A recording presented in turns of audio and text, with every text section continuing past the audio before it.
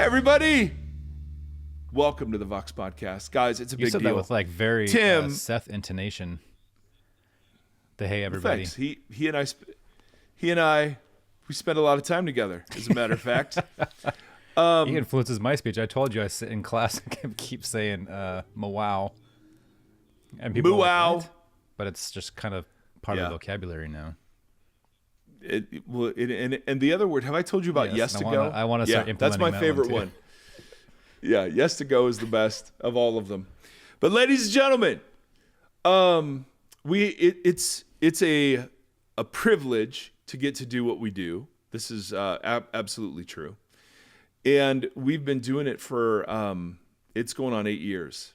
And before every middle-aged white couple of men had their own podcast, we were in this space, filling the space, ladies and gentlemen, with all sorts of nonsense.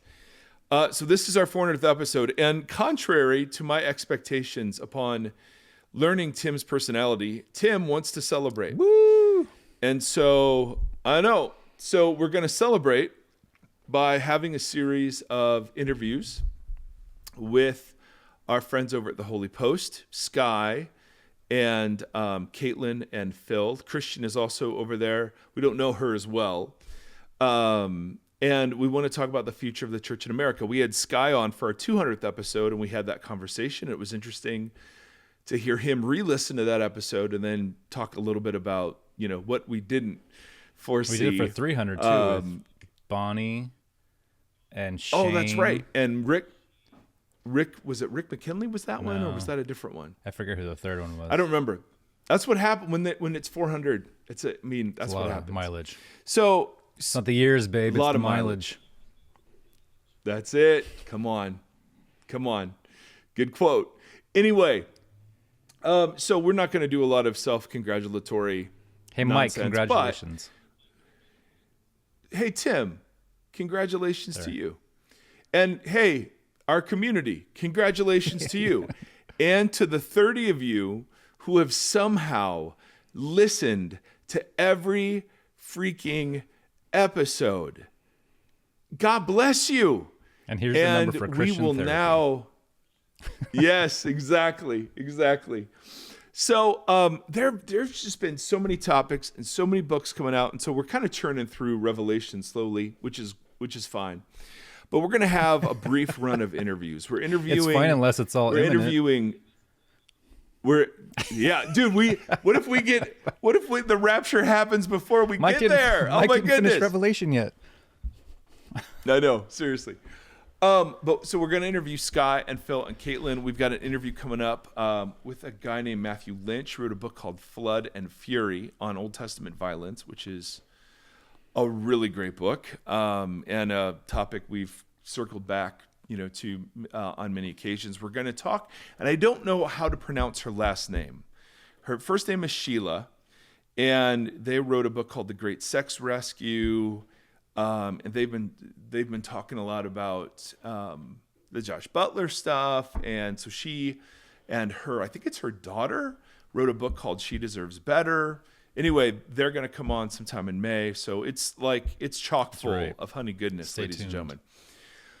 Stay tuned. Today, though, we want to do just a couple of things. Number one, I wanted to do some shout outs. I'm way behind on the Patreon thank yous and shout outs. And so I wanted to say thank you to Steve and Betty and Danielle and Craig and Amanda and Sam and Bob and Sarah and Carissa for coming on to our Patreon team. We have folks that give through tithe.ly. And then we also have folks that give through patreon.com. And you can go to voxologypodcast.com for either of those links. If you're interested, we are, as always, a 501c3 that is crowdfunded, and just super grateful that we get to pay our expenses in doing this. And so thank you to all of you who have come on board. I wanted to do a quick question from an emailer. She is one of those, I think, who've probably listened to most, if not all of them. And she said, you haven't read listener questions for a while, so I thought I would supply one. And the issue is never lacking listener questions. We have more than we know what to do with. The issue is always the time. So, this one isn't a super long one. So the question I've gotten from folks when I talk about the idea that there may not be a forever conscious torment, hell, if there's not one, then why would anyone become a Christian if there isn't the idea of, eternal conscious torment? When I first heard that, I was shocked. Like avoiding hell is the only reason you came to faith? What happened to falling in love with Jesus and his message? What happened to being set free from the power of sin? Anyway, I would love to have you all discuss how you would answer that question if indeed those who don't follow Christ get some punishment but then cease to exist. Thank you. What a wonderful question. Yeah. So let's say, just for the sake of argument, that everyone gets into the afterlife. I mean, everyone does. The afterlife is coming, whether we wanted it to or not. And let's say that in some, let's use like the language that everyone ultimately is saved. Why would you still follow Jesus now? Like that to me is the most interesting question. Yeah. So Tim, do you want to start or you want me to start? Why don't you start? I am just hearing this and thinking about it in the moment. Well, it's not like I sit it. You sat all morning with it over your Cheerios. Yep, and I did research. And let's talk about it conversationally. You want to do it conversationally? I thought we normally do that, but as I'm thinking about it, we must not, where I just sort of ramble on. We both just ramble on. Let's do it conversationally. So I just said, hey, Tim, what do you think? What I have found with that question is that, and with almost all questions now, is that none of them are isolated to just that simple question. So for me, when I think about this idea of hell or eternal torment or whatever, and that being the motivator for people to follow Jesus, I start thinking about everything that Jesus said. What was it that Jesus was inviting everybody into? Was it just oppositional to eternal torment, or was it something else? And then I follow that thread. Well, if it doesn't seem like he was like trying to scare everybody into the kingdom, so what was it that he was doing? And what is this idea of the kingdom here and now? What does that mean? So I would enter into a much larger conversation where I just keep asking questions like, what is the value on this? What is the value on this? Well, what did Jesus actually say towards this topic? And then I find it, even the last episode we had where you were asking Low TG about sin, and we did a little bit of, I asked him, I was like, well, in light of all of this, what is the gospel? Because the gospel has been so rooted in sin management and salvation from torment. And if it's not those things, then what is the gospel? And that's kind of at the root of her question, right? If it's not this, then what? Like, where do we go from here? How do we invite people in, and why would they even come?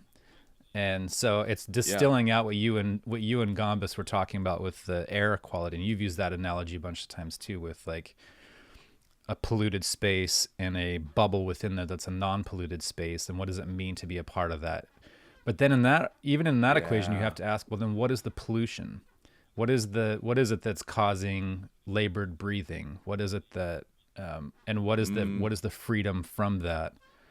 So I don't know if that's necessarily an answer. I just reframe the question for myself on all these kind of topics.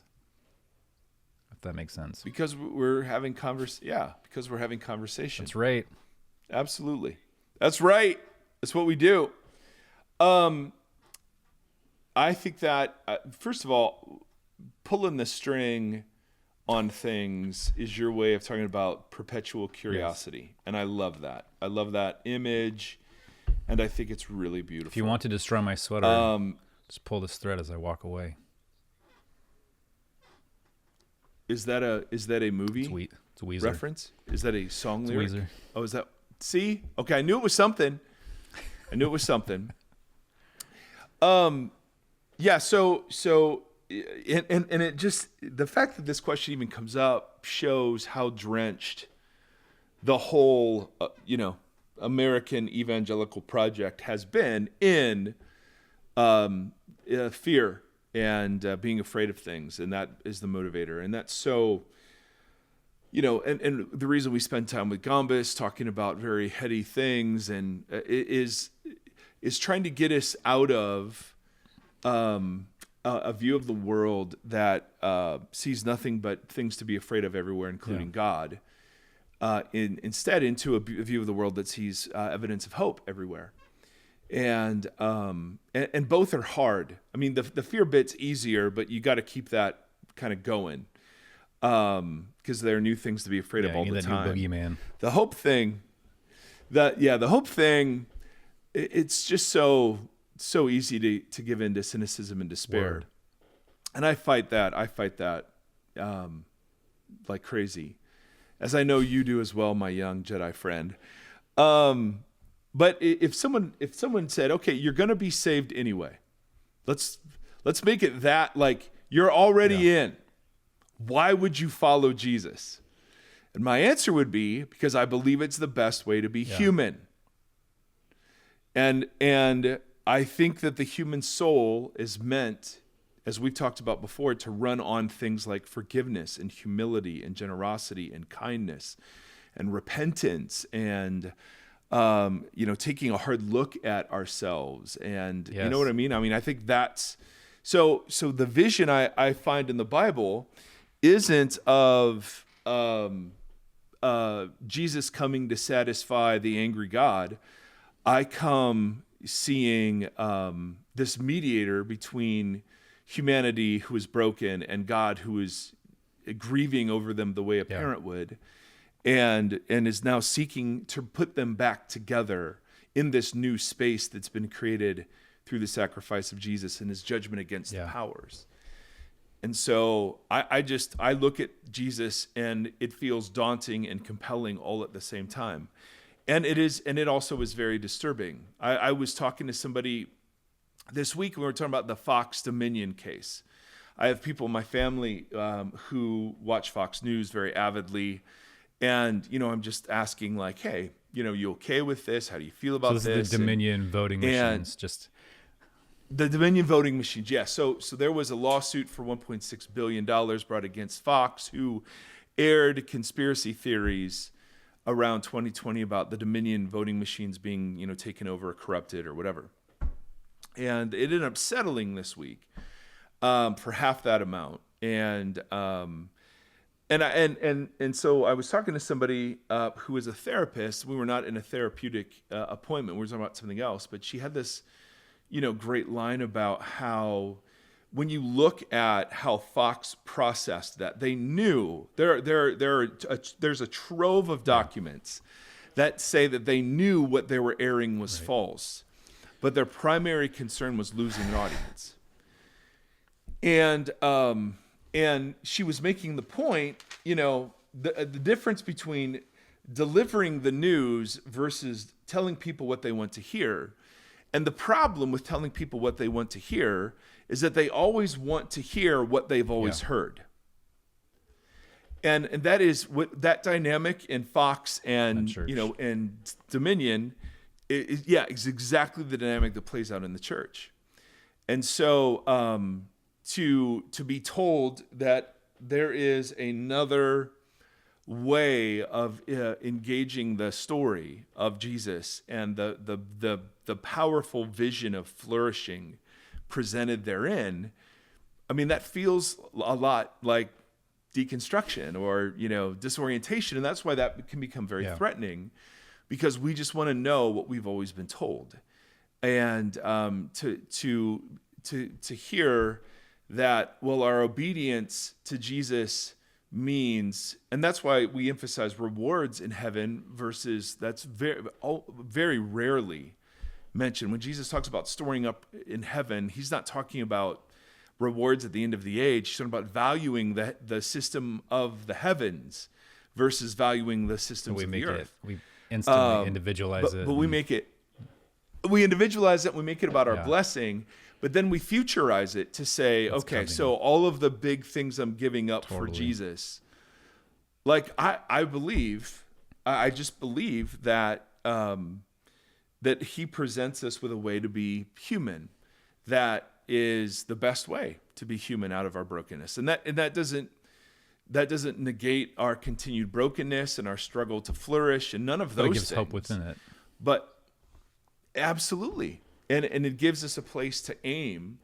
And if you believe, like I do, that Jesus is actually partnering with us in the process through his Spirit, then to me, I'm not occupied by all the things I'm missing. I'm occupied with how cleaner the air seems to be.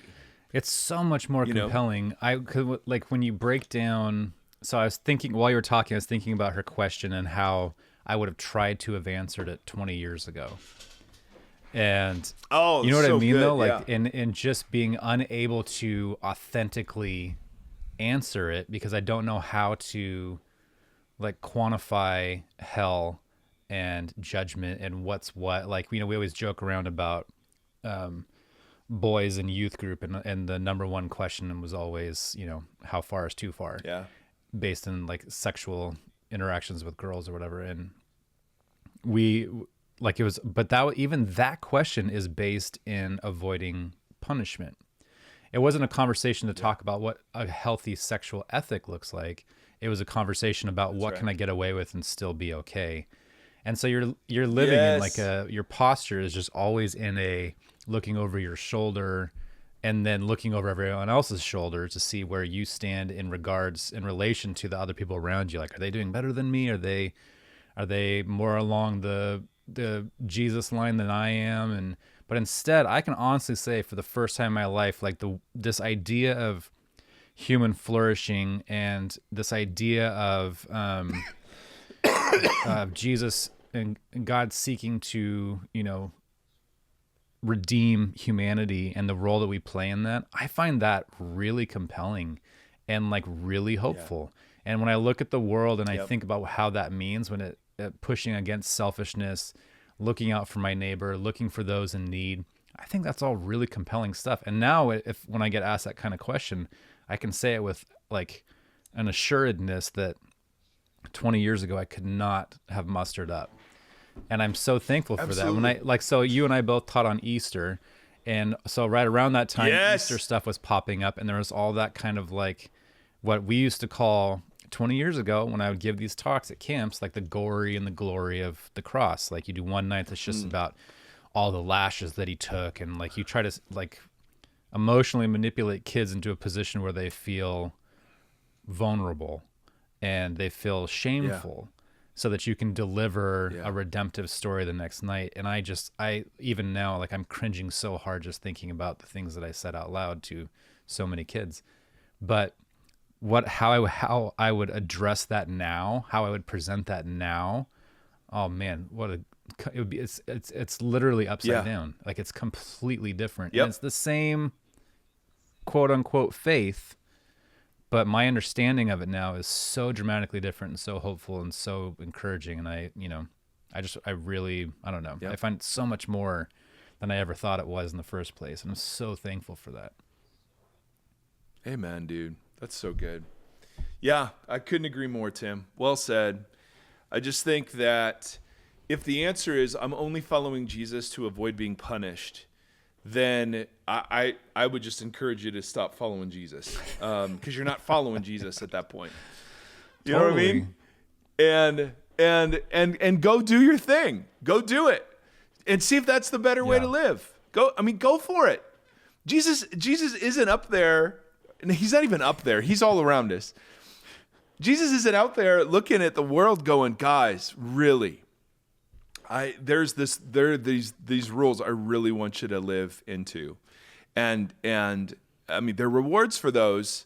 And I'm really pissed if you don't. I mean, if Jesus is in any way, shape or form, like Jesus is presented in the Bible, and that the God who created the world is like the God revealed in Jesus, surely the best that God can do isn't, hey, get this freaking right or you're toast. Yeah. What? There's your holy toast there. It's maniacal.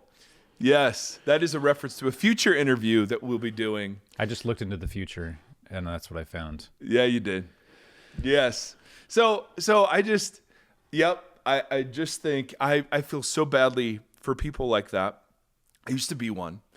And I feel so badly for the Christianity that introduces them to that way of thinking about God. Now, do I think judgment is real? Dude, totally. And there will be an accounting. Absolutely. But there are so many other ways to conceive of this beyond a judicial guilty or innocent verdict that I just don't think that what the Bible's primary concern is what happens when you die. Thank God that God is bigger than our imaginations. God's bigger than the boogeyman. I've told you, bro. I wouldn't go that many far, times. but I'm just saying he's bigger than our imaginations. The boogeyman, though. So, ladies and gentlemen, happy 400th episode. Maybe for you this is number 53. Or number 2. I mean, Maybe great job getting through that. Maybe this is the your first and one. last episode. In which case, welcome and goodbye. Maybe they haven't even made it this far. Maybe they went for that Seth intro and it was like, nope, he isn't here, so I'm out. Anyway, we are deeply grateful to God for allowing us to do this. I'm grateful to Tim for being such a great, faithful partner. Grateful for, we have a leadership team, and we've thanked all the folks by name on occasion. But this has just been a wonderful thing we never saw coming. And what a joy to grow and learn together. Thank you for the incredible insights, references. You guys do a lot more than you realize. Yep. So thank you. So this is Skye, and on the future of the church. And you can find him online, Skye Jethani. So he's ethnically ambiguous. So how did you refer to yourself? Ethically ambiguous? Ethically ambiguous. Yeah, exactly. Anyway, hope you enjoy. Thanks, guys.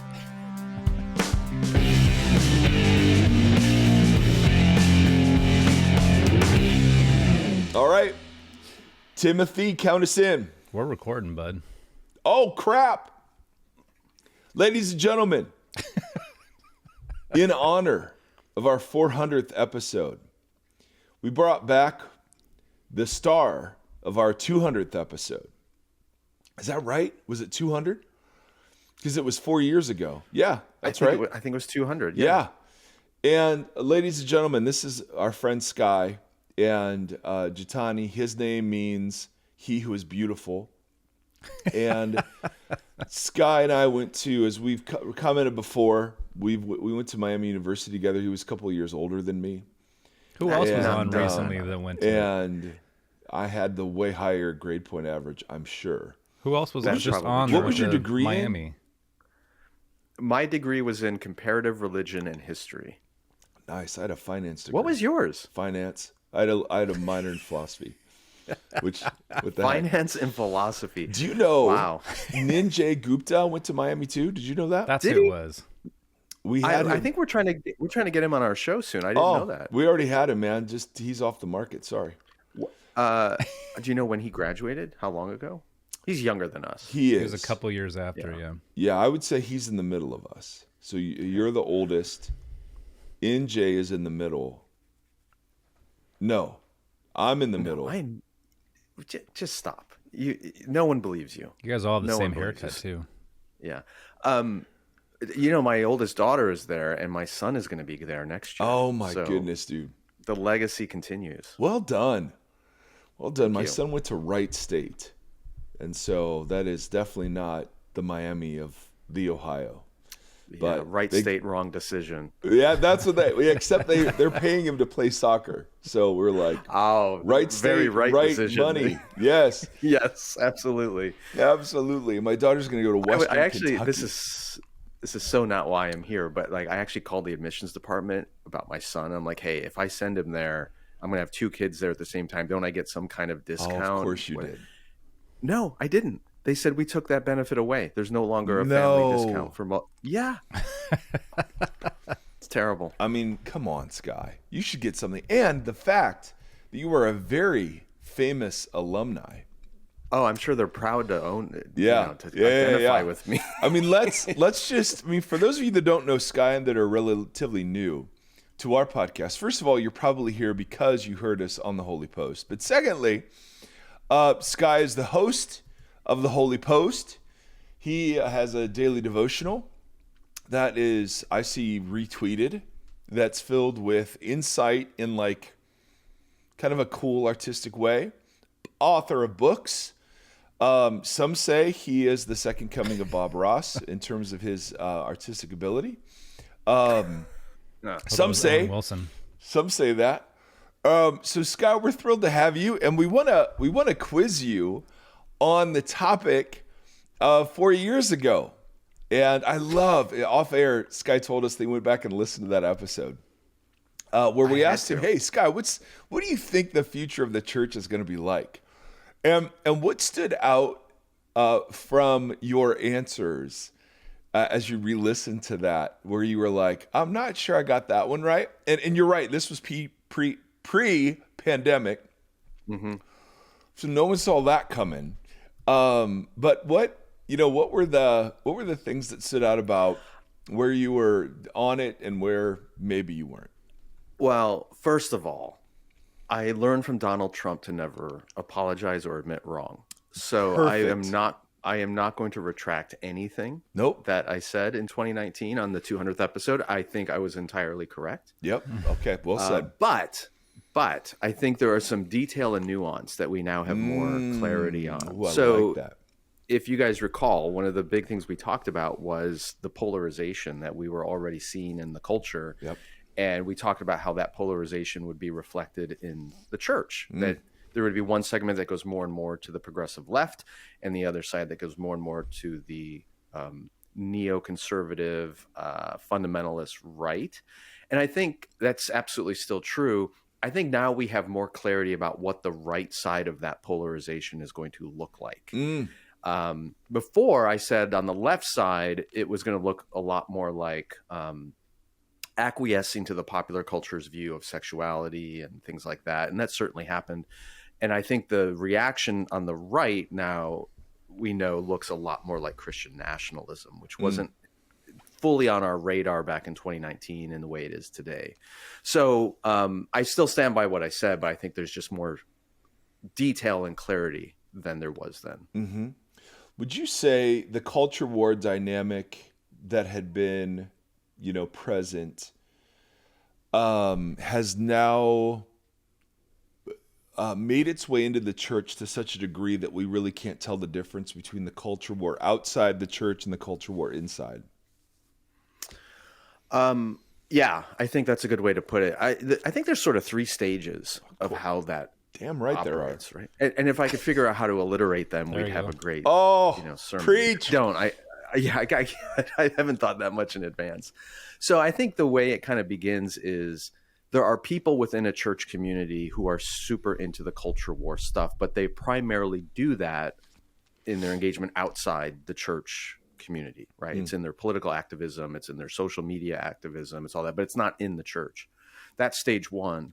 Stage 2 then is they bring that into the church community and it starts permeating their community groups, their small groups, the books they're engaging, the way they're reading scripture, all that. But in that stage 2, the leadership of the church, particularly the pastor, whoever the main teacher is silent on it. They know it's there. They may not even like it, but they're not going to talk about it. They're just hoping that the spirit will pass, right? Yeah. Like it'll just, and I think we were in that second stage for quite a while, and we are now entering the third stage, which is there's so much energy around this stuff among the people that pastors can no longer be silent, and they are being forced to get explicit about what they were hoping to just allow to pass implicitly.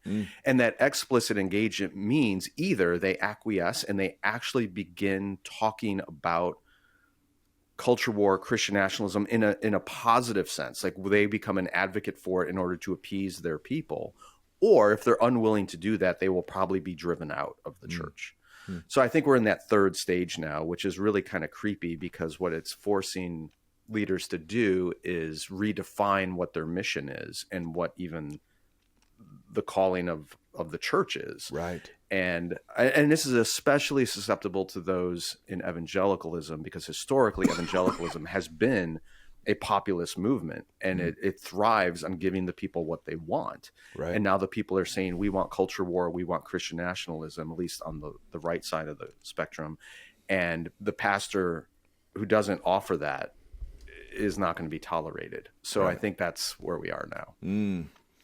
Yeah, that speaks a bit to my experience. I was shocked at, but not surprised, at the vehemence around masks, vaccines in the church community.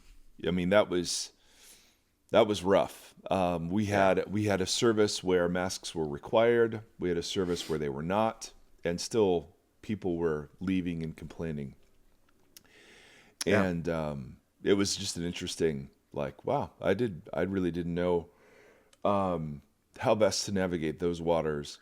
Well, and that's a really good example, because silence was not an option on your part or the part of leaders. Compromise was not even really an option. Which is what we tried. Right. So it became, you were either with us or you are against us. Right. Whatever side they were on. And a leader is caught in the middle where, whether or not you define this as like a gospel issue or a mandate of the church to feel, forget masks, pick something even more innocuous. It's becoming increasingly intolerable to tolerate anything that you don't agree with. Like so Bud that's Light. really sad. So I don't think that trend's going anywhere. It's going to continue. Yeah. So have you seen, or do you have thoughts about how churches and leaders can navigate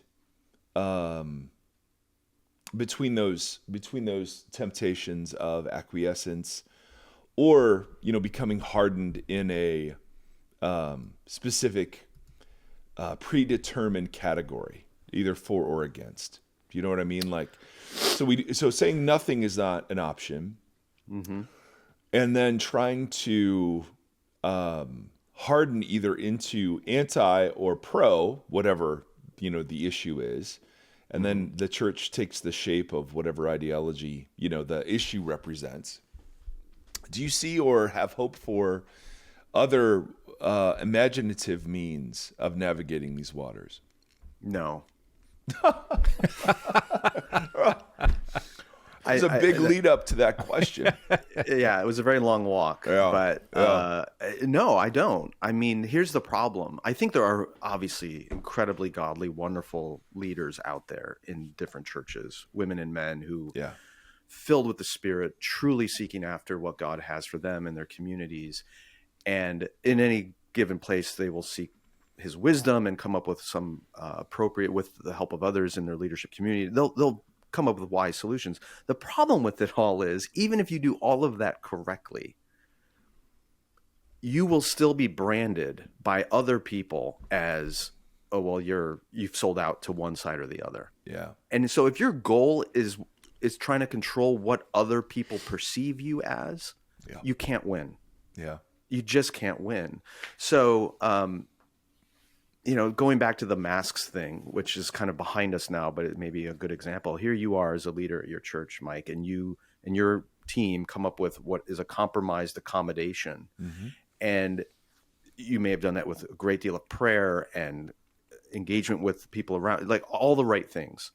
And yet some people are still going to look at you and go, oh, they're puppets of Fauci or whatever. You can't, so there's no winning here. And so you have to then redefine what is a win.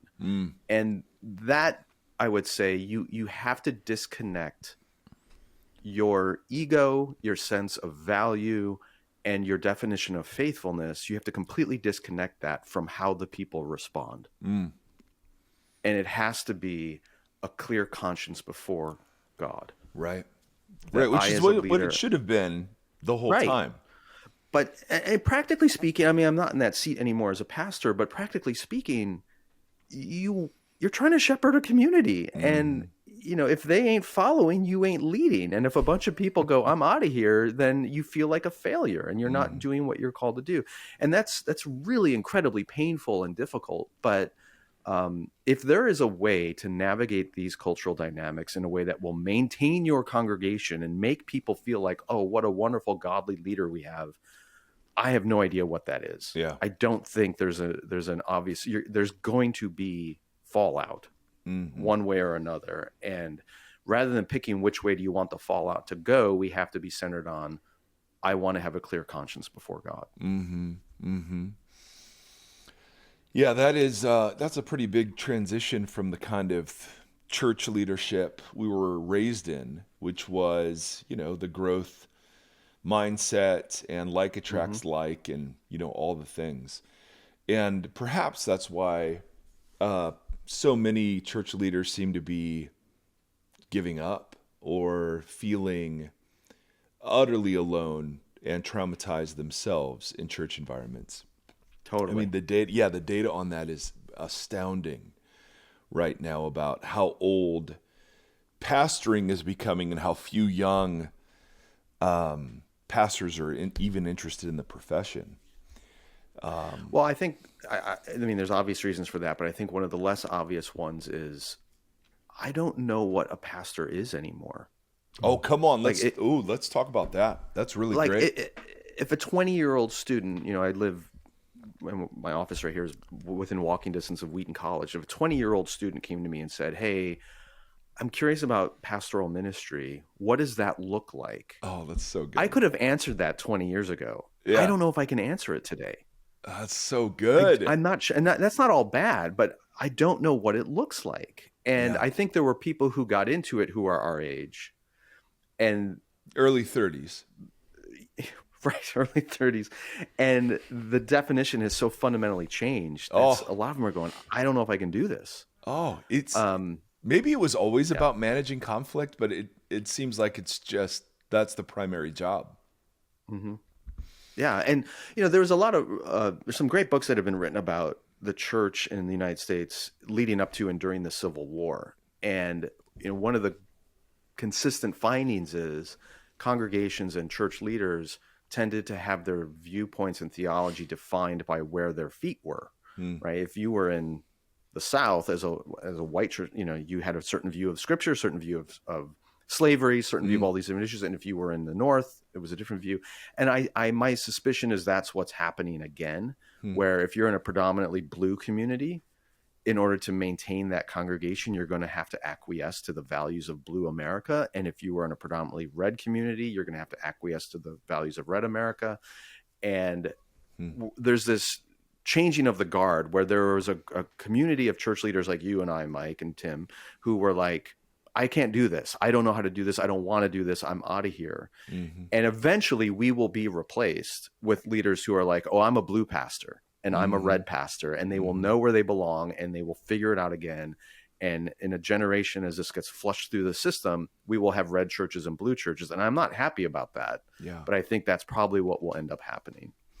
How do you think technology will play into this? I mean, we're having massive conversations about AI. I don't have to write sermons anymore, which is great. I just say chat bot, give me a sermon. I mean, I used to have to go to sermoncentral.com or freesermons.net, and now I just get them pre-written. I mean, how do you see technology? Because certainly the pandemic either accelerated or reinforced trends that were already happening about participating online rather than, in embodied community and so on. But where do you see technology taking us? I'm doing this on the fly. I didn't prepare any of this in advance. So let me see if I can make this. Hold on, Skye. We know you're smart, okay? We trust the fly. We trust the fly. Go on the fly. Okay, so I think AI will do to intelligent communication what pornography did to sexual intimacy. Oh! If that's on the fly? That's on the fly. So, say more. So as sexual creatures, we have a desire for sexual intimacy, and there's a design for how that is to be fulfilled. And, we may disagree about some of the details of that, but it's supposed to be, from a Christian point of view, within the covenant of marriage and intimate monogamy with another person with whom we share our whole life. That's where the, sexual fulfillment is supposed to happen. But along comes internet pornography, and it allows for an immediate gratification of that desire in a substandard way. And it ends up doing harm then to the genuine form of sexual intimacy that we are created for. And you can look at different statistics, especially around young people. Fewer of them are dating, fewer of them are having sexual relations inside or outside of marriage, for that matter. Places like Japan, they're not even having children anymore. People aren't getting, like, it's completely disrupting the human biological expression of sexuality, because there's this facsimile, this fake alternative that's now widely available in a device in everyone's pocket. Likewise, we have this need for intelligent communication, for thoughtful engagement with ideas, and we used to gather around a theologically trained person like a pastor to help us understand the scriptures and apply it to our community. And, we did all that, not just in disembodied ways, but in incarnate community. And AI comes along and makes it so much easier and cheaper to get that content, but it's not an actual incarnate human through whom we are getting it. It's just this algorithm or this bot online. And I fear that it will be wildly attractive because of its convenience, and it will erode the depth that and meaning that real human communication is intended to supply us. So I think it will profoundly lower the cost and entry point for quote unquote Christian content. And that will take away yet another reason for people to be engaged in a local church. Now, the upside of that is the more artificial something becomes, the more valuable the genuine article becomes as well. So my hope is that as sermons and Christian content and all that stuff becomes ubiquitous and available instantaneously for anybody, anywhere, there's more desire for genuine Christian community, and the church becomes more and more centered around that, rather than hearing one person lecture for 30 or 40 minutes in a pulpit. So that's probably the silver lining in it all. Yeah. So that kind of changes the conversation around the sermon-centric model that was already being had. Right. And now it's just accelerated to a different, or it's got a whole different, like, ornaments hanging on it. It's interesting. Yeah.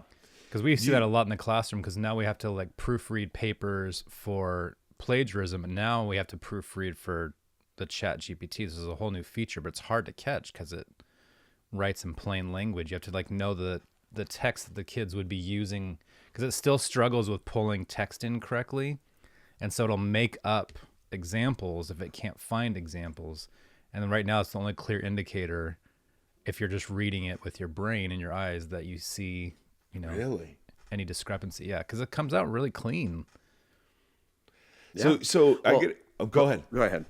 Well, it's like, apply that to the pulpit then. Yeah. Like it used to be, well, I want to go to this church because the preaching is, has this excellent, thoughtful, intelligent, whatever. Or I listen to, pick your celebrity preacher, Tim Keller or whatever, because he's so brilliant. Well, I could go to Chat GPT right now and say, give me a Tim Keller-esque sermon on whatever passage of the Bible I want. And I can get up in the pulpit and do that. So I think it shifts from, well, anybody can give this excellent sermon now or present this excellent content. So why do I care about this church? Hopefully it's because, well, no, it's the pastor actually loves me and cares. And there's a relationship. So it shifts from just measuring everything based on the quality of the content to how about the character of the community and the leadership and all that. So I'm hopeful that might be one of the outcomes, but we'll see. Yeah. Did I read, Mike, did I send you, can I just read this real quick? Because this conversation is happening all the time. And so they took, do you guys know who Nick Cave is? Nick Cave and the Bad Seeds, musician. Yes. Great old English poetic singer songwriter, and he will interact with his fans on his website, and somebody did a Chat GPT thing to write lyrics. They're like, write me a Nick Cave song, and it wrote this song that was dealing with all these topics, and it sounded like it. And so someone asked him about it, and this was his response. But this is how I feel about it in general, and I think it applies to the church situation for sure. Maybe AI can make a song that's indistinguishable from what I can do, maybe even a better song. But to me, that doesn't matter. That's not what art is. Art has to do with our limitations, our frailties, and our faults as human beings. It's a distance we can travel away from our own frailties. That's what is so awesome about art, that we deeply flawed creatures can sometimes do extraordinary things. AI just doesn't have any of that stuff going on. Ultimately, it has no limitations. So therefore, it can't inhabit the true transcendent artistic experience. It has nothing to transcend. So I thought that was that idea of like so much of what's good about humanity will often come from the struggle or dealing with that kind of stuff. And you lose that immediately with these kind of formed things. Tim, how do we know that what you read wasn't created by AI? It's a great question. Dang. We're just going to be enslaved by technology, and then someone named Neo is going to come and save us all. That's right. The real challenge of AI is it's forcing us to ask the question, what does it mean to be human? Yeah. And yeah, it's fascinating. It's really, really fascinating. And if the church doesn't have a genuine response to that, we should just go home. Close the doors. Take your ball and go home. Yeah, absolutely. I want to shift topics a little bit to the Me Too movement, the exposing of so many corrupt or corrupted individuals and systems and structures that we've been seeing over the last several years. And then the re-engaging of the gender wars in the complementarian, egalitarian, circles. How do you see the future of the church playing out when it comes to men and women leading together? I don't think there's one future. I think what we're seeing is that there is a sizable portion of what had been American evangelicalism that is being increasingly convinced that the scriptures advocate for an egalitarian approach where people are installed in leadership based on their maturity and gifting rather than their gender. And then there is a reaction to that for various reasons, some better than others, that are saying, no. We need to maintain the strict complementarian point of view, which is, male authority and leadership only. And it's going in both directions at the same time. I think what's changed is for a long time, there was a general widespread willingness to tolerate the other side. It wasn't seen as a salvific level issue of disagreement. And increasingly it is. It is intolerable to have someone with another point of view share fellowship with you. Right. And that is what's changed. So like so many other things, there's no ambiguities anymore. There's no mystery. There's no gray. There's no graciousness on either side. So we're seeing it. The Southern Baptists and other groups, like, you are on one side or the other, and that's it. Yeah. So again, it's that death to the ego wanting to be approved of by all factions. That's just simply not right. Which and gives, I guess it gives credence a bit to the way Jesus was seen in his culture war. The different factions and why they would oppose him seems to speak to, okay, well, that's not new. If you're going to try to be word made flesh, opposition's part of the package. But in the church, man, Skye, I just think you're so right. We've been used to the growth mindset that everything we do is great, accepted, liked, and when there's massive amounts of pushback, where do you see sexuality in the conversation going? So the Beautiful Union book that came out by Josh Butler, the book's out now, and people are, still processing and reacting. But from Josh's perspective, this was a good faith attempt to articulate the attractiveness of God's vision for sexuality. And even in the church, I mean, that's not being received well. So I'm finding that the same dynamic you're identifying in either acquiescing or hardening is at play in how we talk about sexuality. But where do you see all of that going? Is it the same thing, that we're just trapped into this endless cycle of one side or the other? Do you feel like there are places where Christians can articulate a compelling sexual ethic in ways that the others in the church might find compelling? I mean, what are your thoughts on that? Oh gosh, you're really asking me to step into it now. So it's on the fly. It's all the disclaimer on the fly. This is on the fly. I was not prepared for this topic at all, or any of the others we've discussed. Perfect. So here's let me complicate the question. Oh, perfect. So we tend to think about these things on a spectrum, and it's complementarian or egalitarian or whatever, and you're on one side or the other. Mm-hmm. I think there's actually 4 quadrants here. In other words, there's a y-axis and an x-axis. Dude, hell yes.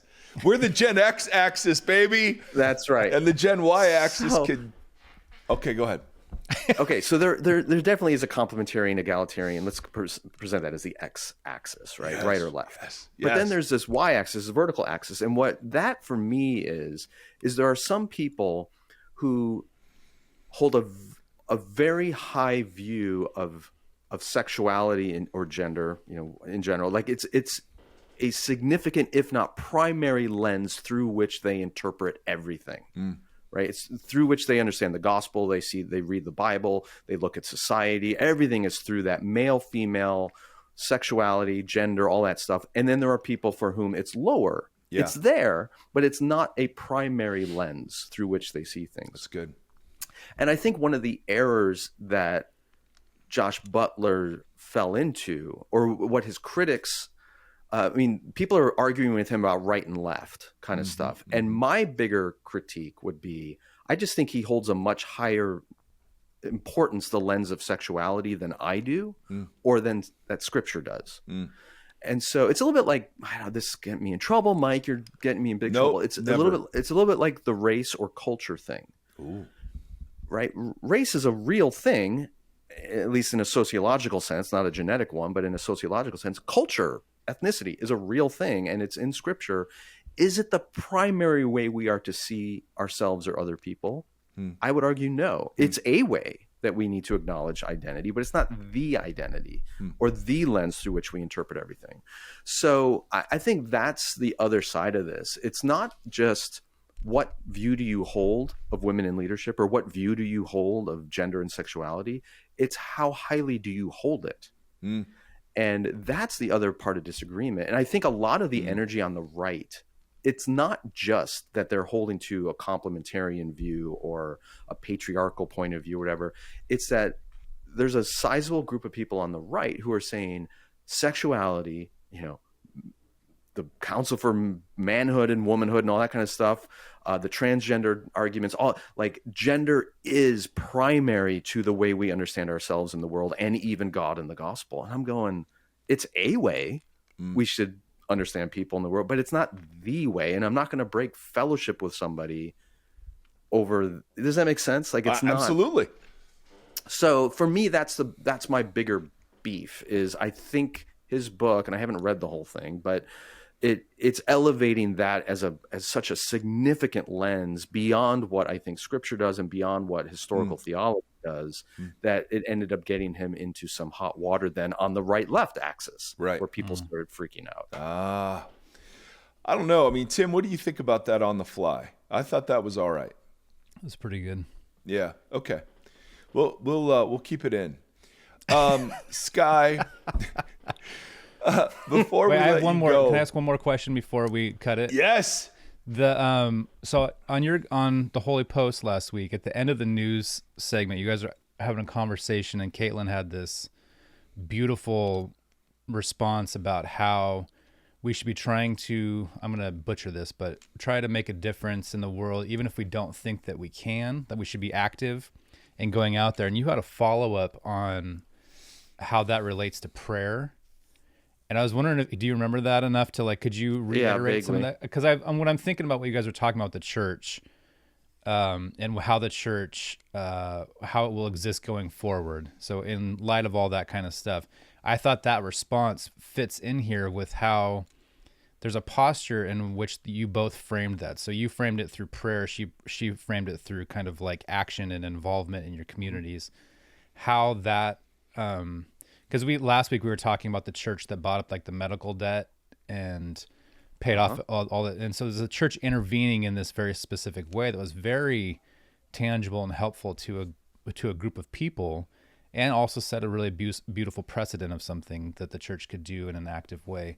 So could you reiterate something just as a hands and feet in prayer kind of way of being able to see the church in the future? Yeah. I think too often, because of our modern place in history and the way we bifurcate everything, we tend to think of prayer and action as in some ways in opposition to each other. Yeah. It's Mary and Martha. One is active and serving and one is sitting at Jesus' feet. And I think that's a completely false dichotomy. Action is prayer, because if we are doing it in communion with God and his Spirit, then he is cooperating with us in that action. It is prayer.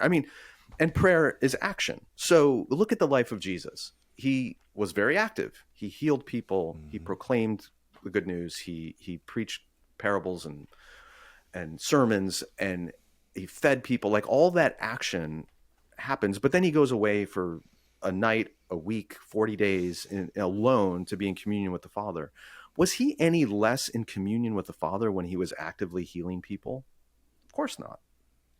It was prayer, because it was in communion with the Father. So when we have opportunity to act, we need to act in communion with God. And when we, for some reason, don't have the ability to act because we're excluded or we don't have power, whatever it might be, well, then we pray, but we are in communion with God and acting through prayer. So we got to lose this idea that it's one or the other. Yeah. In this moment, do we pray or do we act? It's no, you do both all the time.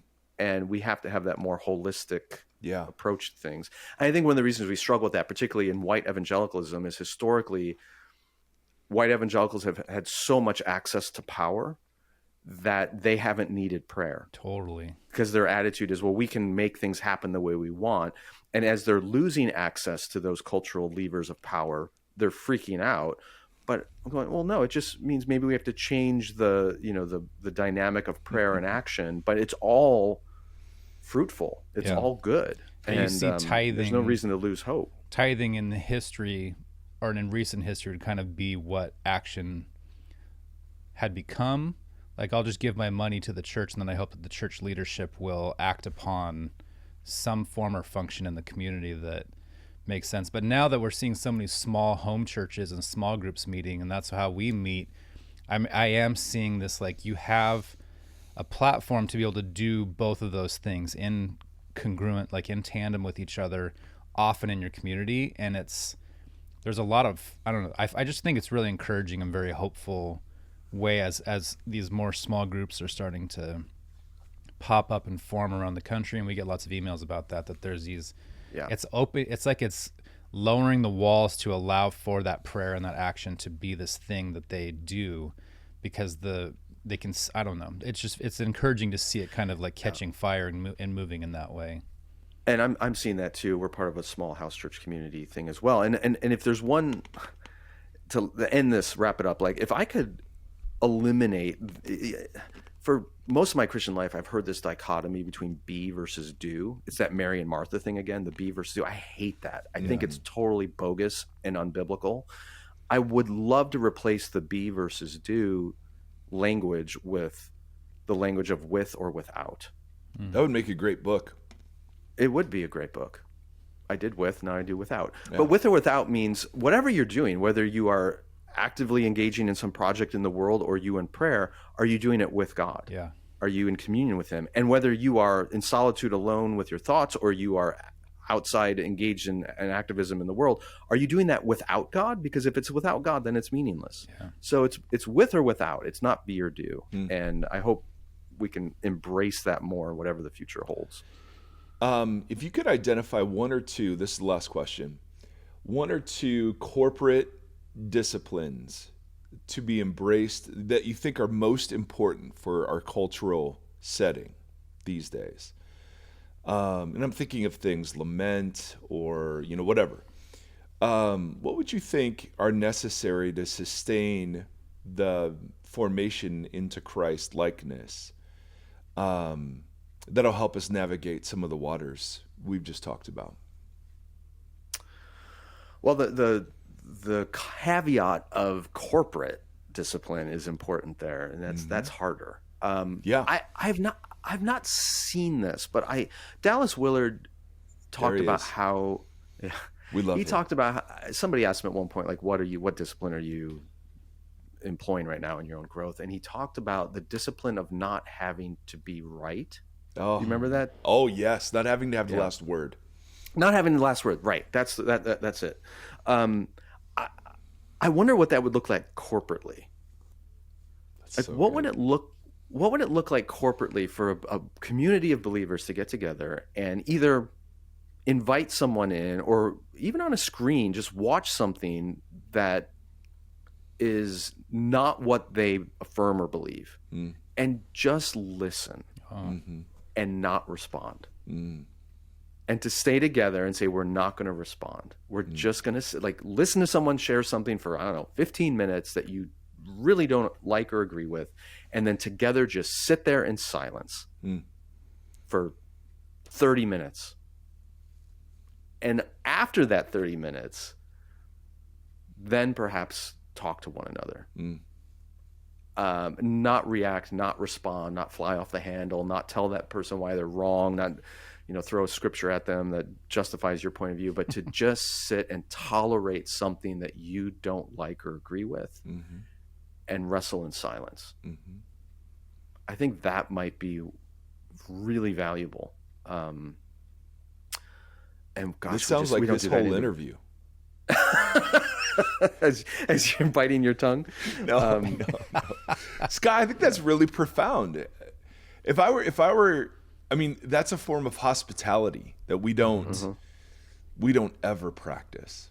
Our culture war dynamics prohibit all the ways of being a good host to the other. So I think that's so well said, dude. I know, go ahead. Last word. The story that comes to mind is about Gandhi. A woman brought her son to Gandhi, and she said, would you please tell him to stop eating so many sweets? Because he won't listen to me, he'll listen to you. And Gandhi told the woman, bring your son back in a week.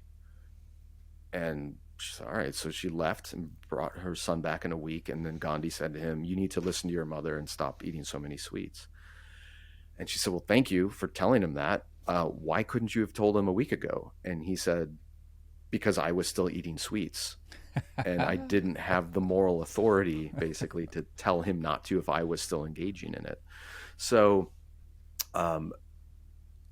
it's kind of a cheeky story, but there's a lesson in that to say we collectively as the church are asking our culture to tolerate us, to be patient with our views and our understanding of sexuality and our view of who is sacred and what is sacred, or gender, whatever it is. We're asking everyone to be tolerant of us.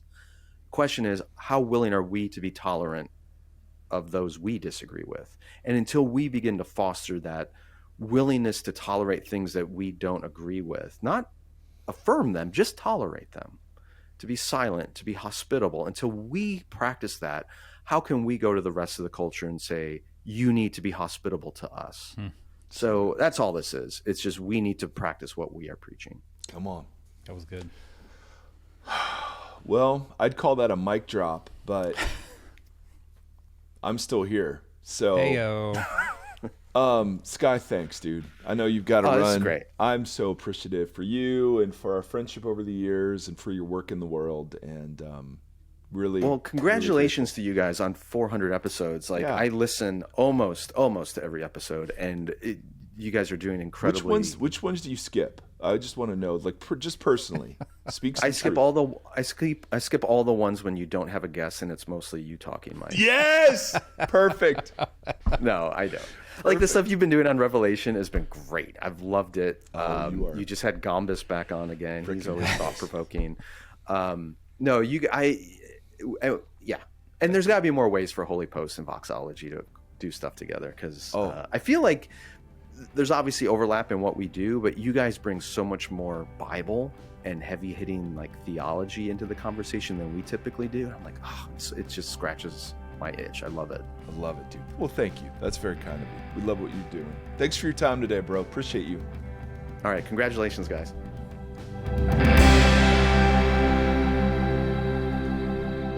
Thank you for listening to this conversation.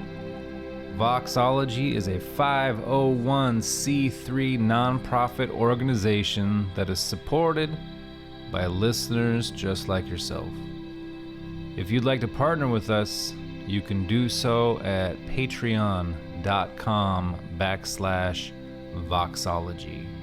You can also join the community and hang out and chat with us on the socials. Facebook.com/Voxology Podcast and on Instagram @Voxology. Thank you for walking the long road with us.